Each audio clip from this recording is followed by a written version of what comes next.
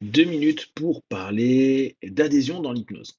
La question qui revient souvent, c'est est-ce qu'on doit aller dans le sens de l'hypnotiseur pour faire de l'hypnose? Est-ce qu'on doit adhérer à une session d'hypnose pour vivre un phénomène hypnotique, et cetera? En somme, c'est est-ce que je peux résister à quelqu'un qui me fait de l'hypnose? Est-ce que je peux décider de ne pas aller en transe et donc de vivre des phénomènes ou avoir des retours sur les suggestions qu'on me propose? Un des points qu'on met beaucoup en avant dans l'hypnothérapie, c'est justement cette adhésion, ce que les Américains m'appelaient la compliance.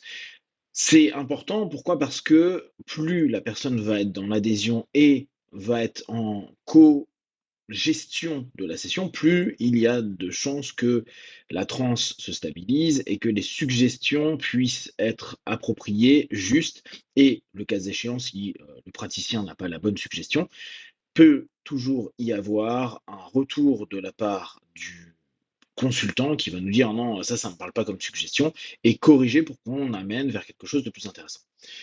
Néanmoins, il y a toujours la possibilité de faire adhérer à quelqu'un, d'entrer dans une transe hypnotique et là, c'est plus ce que vous allez voir avec des, personnes en hypnose de scène, même si beaucoup de personnes vont dire: «Non, mais je ne voulais pas, monter sur scène».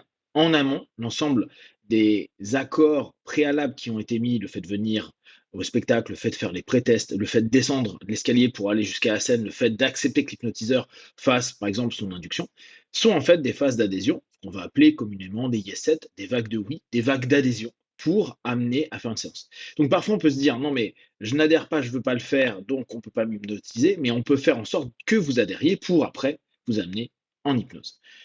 Prenez soin de vous. Be one, ciao.